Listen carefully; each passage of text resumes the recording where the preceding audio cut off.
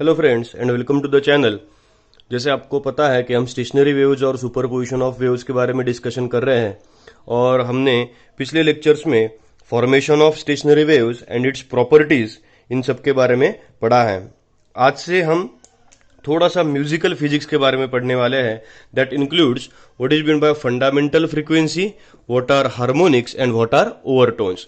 सो ये बहुत सिंपल सी डेफिनेशंस होती हैं, बस इन्हें समझ में आ जाना चाहिए। और हम इसके बारे में पढ़ेंगे with the help of my this harmonica, जिसे हम इजीली बजा के यहाँ पे पढ़ेंगे। सो पूरा वीडियो देखना है ताकि आपको समझ में आ जाए। सो सबसे पहले स्टेशनरी वेव्स को पढ़ने के लिए हमें चैनल को शेयर करना है, सब्सक्राइब करना है और लाइक करना है। और टाइम ना गंवाते हुए मैं आज का टॉपिक शुरू करता हूं। सो पहले 2 पॉइंट्स मैंने टोटली इंट्रोडक्टरी लिखे हैं। दैट इंट्रोडक्शन में सबसे पहले मैं क्या लिखूंगा, that stationary wave can be form in vibrating string और इन एयर कॉलम। अब वाइब्रेटिंग स्ट्रिंग का मतलब क्या होता है, समझ लीजिए कोई स्ट्रिंग है जिसे वाइब्रेट किया है। सो यहां पे जो स्टेशनरी वेव क्रिएट हो जाएगी, that is the wave which is produced in vibrating string. और कोई अगर एयर कॉलम है, एयर कॉलम का मतलब क्या होता है, देखिए समझ लीजिए हमारे पास ये एक हारमोनिका है जिसके अंदर होल्स बने हुए हैं और इन होल्स में क्या है, एयर है। मैं क्या करूंगा, जब मैं इसको वाइब्रेट करता हूं तब इसके अंदर की एयर क्या होती है, वाइब्रेट होती है। और वाइब्रेट होने के बाद में वो यहां से क्या होगी, रिफ्लेक्ट होगी और बाहर नहीं आ सकेगी and it will form stationary wave. So हमें दोनों टाइप की स्टेशनरी वेव्स का डिस्कशन करना है। फर्स्ट, इसमें आप ऐसा ही अनुमान लगा सकते हैं कि वाइब्रेटिंग स्ट्रिंग यानी गिटार हो सकती है और एयर कॉलम का मतलब है जिन इंस्ट्रूमेंट्स में एयर वाइब्रेट होती है। तो आप ऐसा समझ लीजिए। अब आप देखिए, अगर स्टेशनरी वेव तैयार होगी कोई भी इंस्ट्रूमेंट में, कोई भी म्यूजिकल इंस्ट्रूमेंट में, तो it will create number of frequencies. Hopefully आप यहां पे देख पा रहे होंगे दैट यहां पे ये नंबरिंग लिखी हुई है। क्लियर भी नहीं होगा बट यहां पे ये नंबरिंग लिखी है। तो नंबरिंग में दिस यहां पे 1 लिखा है, यहां पे 10 लिखा है। तो समझ लीजिए मैं जब इसको इसे बजाता हूं तो क्या होता है, फ्रीक्वेंसीज चेंज होती रहती हैं और आपको एक स्ट्रक्चर मिलता है which is considered to be multiple frequencies. ये जो वेव्स यहां पे तैयार हो रही हैं, तो stationary wave can vibrate in multiple frequencies and these are called as normal modes of vibration. ये हो गई हमारी कौन सी मोड्स, नॉर्मल मोड्स, कि यहां पे सब इन सब में हमारा इंस्ट्रूमेंट क्या होगा और स्टेशनरी वेव क्या होगी, फॉर्म हो जाएगी। तो इन सब नॉर्मल मोड्स में जिसकी फ्रीक्वेंसी सबसे कम होगी, जिस मोड की फ्रीक्वेंसी सबसे कम होगी, यानी इसके नीचे वाइब्रेशन हो ही नहीं सकता, that frequency it is called as fundamental frequency. देखिए फिर से बोलता हूं, देखिए मैं इसमें 2 फ्रीक्वेंसीज बजाऊंगा। This was first frequency, this was my second frequency.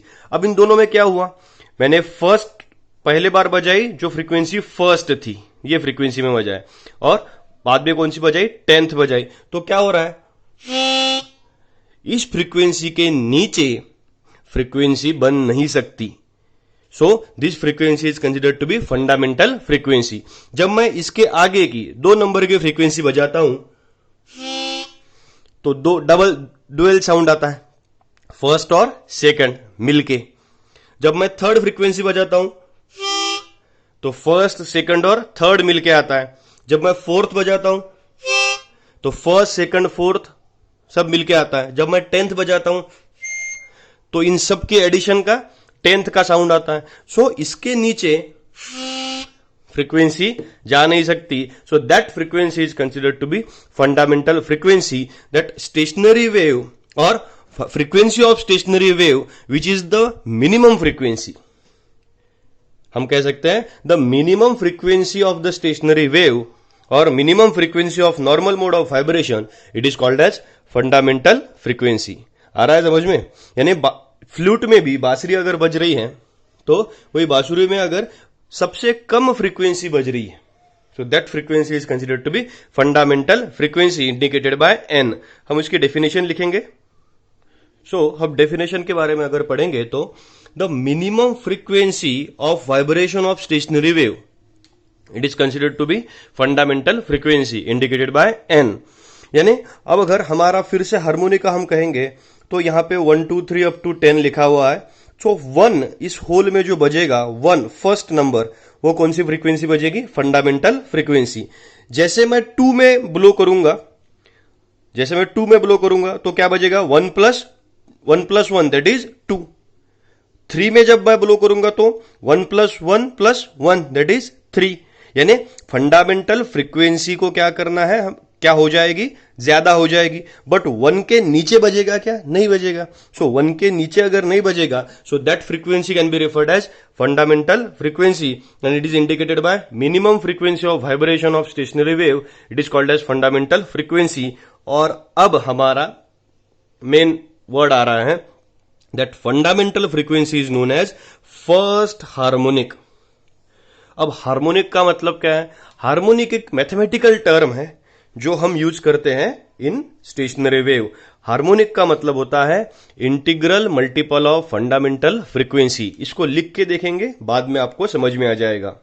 So harmonic can be given as it is integral multiple. What is integral? It is not integration. Integral यानी इंटीजर, ये हमारा इंटीजर आ गया। Integral multiple of fundamental frequency. So यहां पे कुछ नहीं है तो यहां पे कितना होगा? 1। So n is considered to be first harmonic. ये कौन सी फ्रीक्वेंसी है? Fundamental frequency. अब इसके बाद में 1 के बाद में 2 है, यानी कितने n बजे? 2n। So it is considered to be second harmonic. ऐसे अगर हम कहेंगे अगर 3n रहा तो कौन सा है? It is considered to be third harmonic. 4n अगर होगा तो इंटीजर क्या है? 4। It is considered to be fourth harmonic. ऐसे अगर 125n अगर रहा तो हम क्या कहेंगे? 125th क्या हो गया? ये हार्मोनिक हो गया। So these are the harmonics. ये हार्मोनिक्स अगर हम कहेंगे तो हार्मोनिक कैन एक्सटेंड। जितना कॉम्प्लिकेटेड म्यूजिकल इंस्ट्रूमेंट होगा उतने उसमें हार्मोनिक्स बजते रहेंगे। So we can consider that it is integral multiple of fundamental frequency and it is considered to be harmonic. n it is considered to be first harmonic, 2n is considered to be second harmonic, 3n is considered to be third harmonic, 4n fourth harmonic, 5n ऐसे बढ़ते जाएगा। और harmonics present होते ही हैं। इनका node anti node से हम संबंध नहीं लगाएंगे। Node anti nodes is a different thing, it is a property of stationary wave. Stationary wave वहां पे प्रोड्यूस हो चुकी है। Harmonics is a study of musical structure of stationary wave, और उनमें भी जो फंडामेंटल फ्रीक्वेंसी से ज्यादा तैयार होंगे तो उन्हें क्या कहा जाता है? हार्मोनिक्स कहा जाता है। कुछ म्यूजिकल इंस्ट्रूमेंट होते हैं जिनमें n, 2n, 3n, 4n सब आता है। कुछ इंस्ट्रूमेंट होते हैं जिनमें n आएगा, डायरेक्ट 3n आएगा, फिर 5n आएगा, फिर 7n आएगा, यानी सिर्फ ऑड हार्मोनिक्स प्रेजेंट रहेंगे।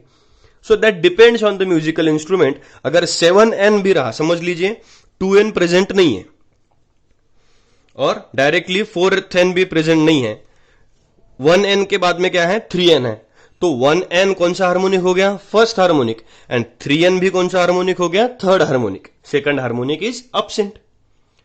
आ रहा है समझ में? So this is the structure of harmonics. एक और बात होती है, इसका नाम है ओवरटोन्स। सो हार्मोनिक्स के बाद ओवरटोन्स एक प्रैक्टिकल कंसेप्ट है जिसके बारे में हम डिस्कस करेंगे। बहुत इजी कंसेप्ट है। So overlapping of harmonics is overtones. Overlapping का मतलब क्या होता है? जो एक दूसरे पे ओवरलैप हो रहा है। समझ लीजिए n कौन सी फ्रीक्वेंसी है? Fundamental frequency. फर्स्ट हार्मोनिक है। अब n तो किसी पे ओवरलैप नहीं होगा क्योंकि वो अकेला है। n 2n, n and 2n। अब 2n कैसा तैयार हुआ? 2n तैयार हुआ जब n पे n ओवरलैप हुआ। सो इसे कहा जाता है सेकंड हार्मोनिक। एंड कौन सा ओवरटोन रहेगा? First overtone.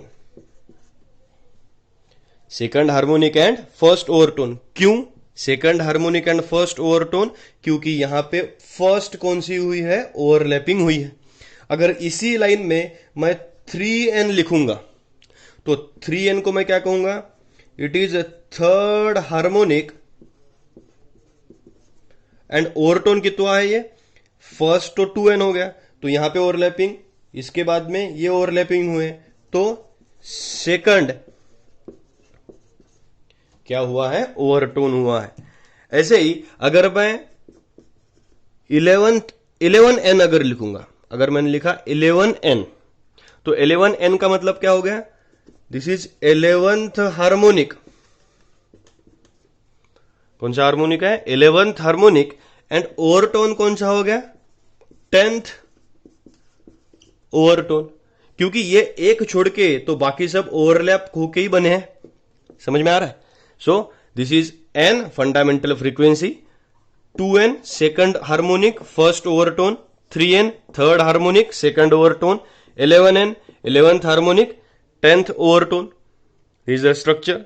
और इनको समझने के लिए हमारे पास आगे कल से 3 एक्सप्रेशंस रहेंगे।